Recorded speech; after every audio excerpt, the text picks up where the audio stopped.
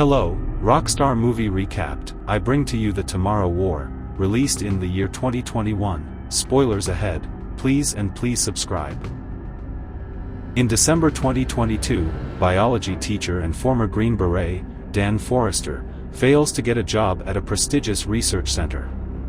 While he is watching the World Cup at a Christmas party, soldiers from the year 2051 arrive to warn that humanity are on the brink of extinction due to a war with alien invaders, the White Spikes. The White Spikes will arrive in November 2048 and kill the majority of humanity 3 years later. In response, members of the world's militaries are sent into the future through a wormhole device called the Jump Link, but fewer than 30% survive deployment to return in 7 days, prompting a worldwide draft. After a year of the draft and a growing anti-war movement, there is little hope for humanity's survival.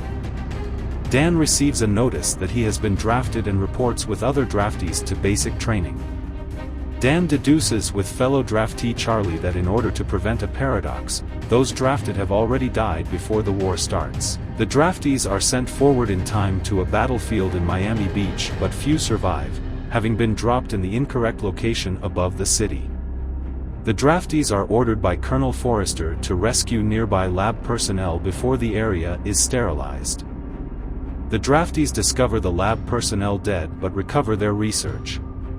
Dan radios to command about the situation, and he is told that no help will be sent to rescue the stranded troops. Many of the draftees are killed except for Dan, Charlie, and Dorian, a battle-hardened soldier on his third deployment to the future. The survivors wake up in a military encampment in the Dominican Republic. Dan is asked to report to Colonel Forrester, who turns out to be his grown daughter Murray. She requests him to accompany her on a mission to capture a female white spike, which are rarer than the males typically encountered. They trap and cage the female, only to have hundreds of males descend on their position.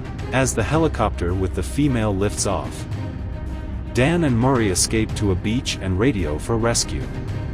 Murray reveals that Dan, dissatisfied with his life after losing his job, abandons his family and dies in a car crash in 2030. Dan, Murray, and the female white spike are transported to a fortified oil rig close to Port Nelson, where the jump link is located. Dan and his daughter work on a toxin that can kill the captured female. They find a match for killing the aliens, just as they start to breach the base. As the white spikes attack the base, the formerly captive female spears Colonel Forrester with one of her spikes. She plummets from the gantry and Dan follows her off just before he is transported back to the past with the toxin to mass produce it. Dan tries to give the toxin to the military so it can be sent back to the future, but learns that the jump link is offline, having been destroyed by the white spikes. The world has become chaotic with the news that the jump link is offline, foretelling the war was lost. While Dan brainstorms with his wife, Emmy, she deduces that the white spikes did not arrive in 2048,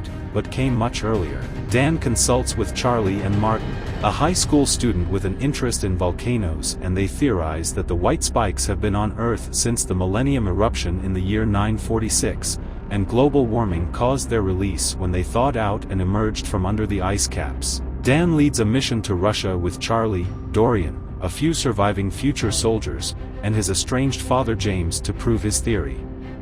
The team finds a crashed alien ship at the Academy of Sciences glacier on Komsomolets Island. They debate telling the world about the problem but decide to end the threat right then and there. Once inside, they realize that the white spikes are not aliens themselves, but rather bioengineered organisms possibly used as a planet-clearing weapon or cattle by another alien race. The team injects several of the dormant white spikes with the toxin.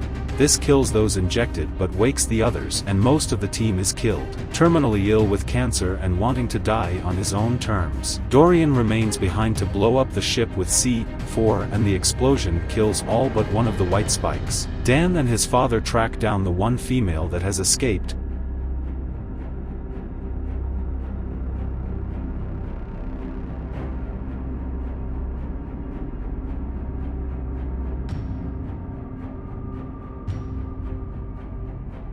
leaving them and Charlie as the team's only survivors. Knowing that the war is averted and humanity is saved, Dan brings James home to meet his wife and daughter, determined not to make the same mistakes that Murray had warned him about from her future. The end. Thank you for watching. If you like what you just watched, Please make sure to subscribe and tell someone about Rockstar Movie Recapped.